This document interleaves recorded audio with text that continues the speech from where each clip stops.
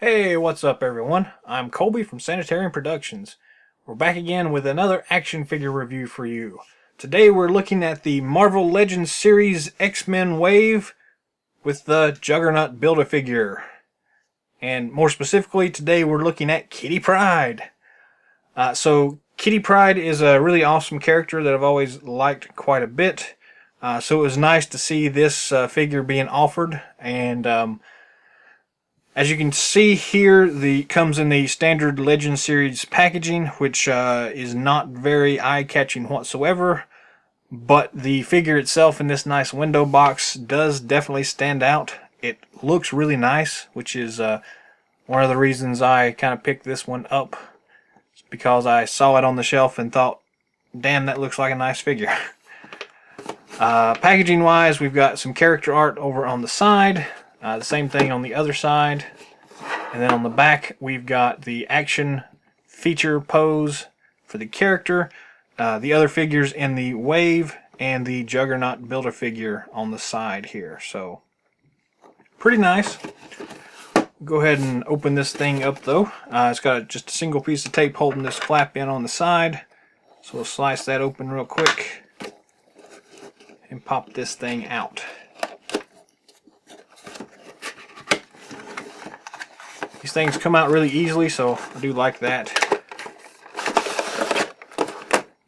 This becomes recycling material if you don't like keeping the packaging, and I don't because I don't have enough room. The blister pack itself pops out of the insert. Just cardboard stuff more to be recycled. We're going to go ahead and pull out the Build-A-Figure piece.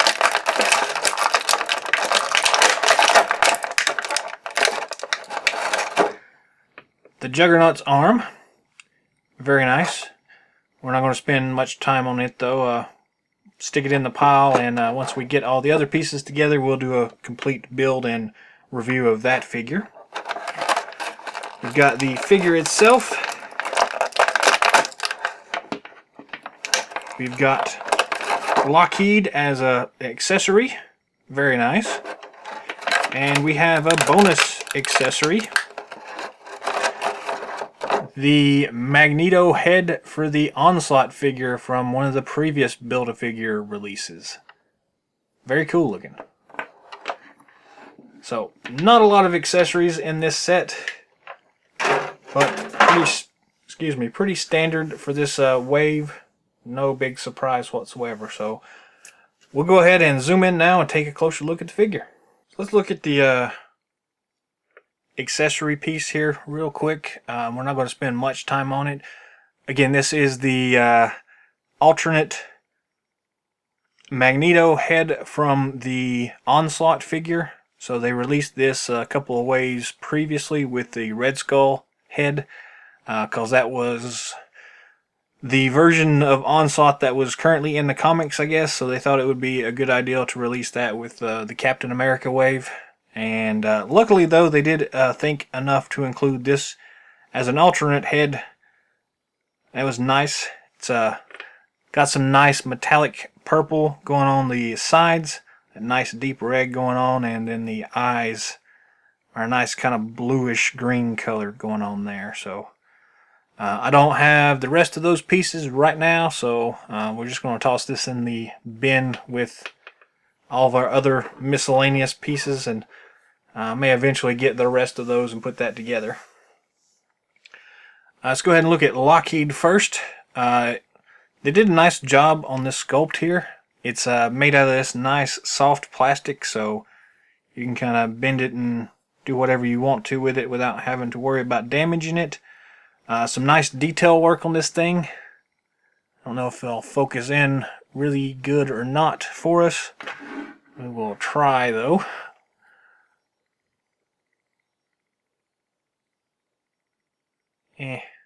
So. But again, some nice detail work going on here.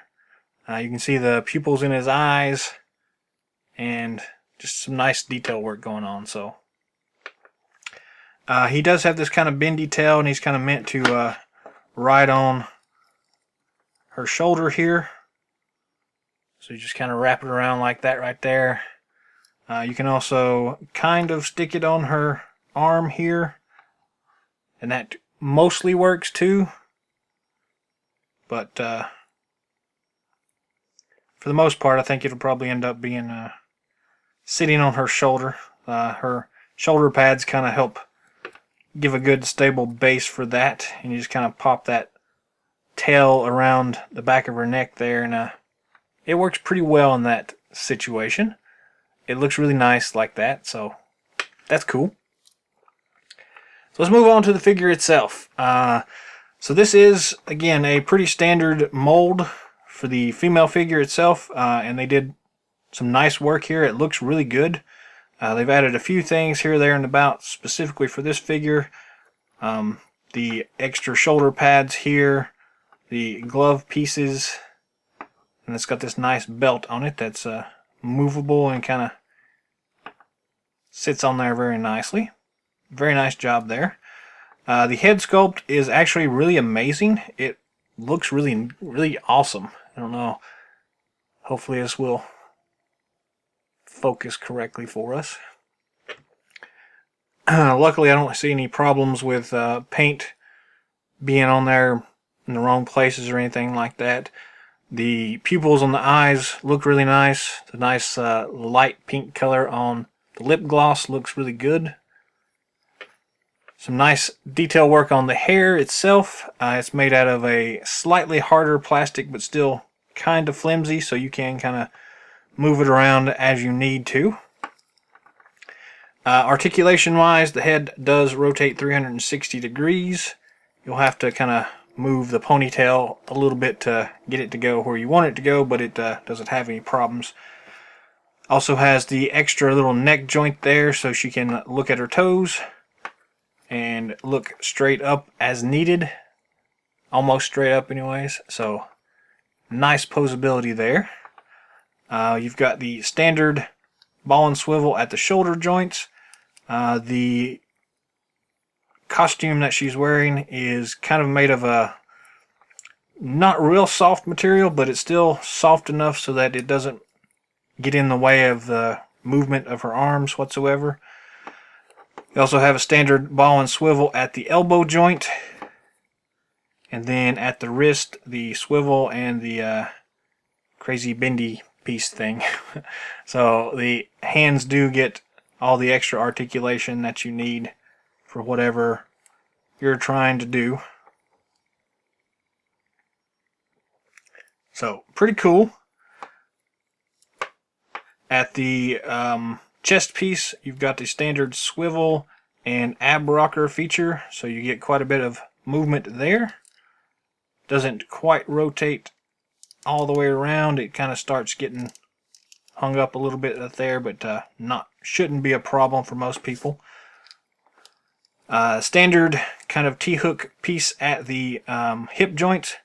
Again, the way that the figure itself is molded, you have quite a bit of limitation on how far out the legs will go at that point. They do come forward quite a bit, but they do not go back pretty much at all. So just be mindful of that.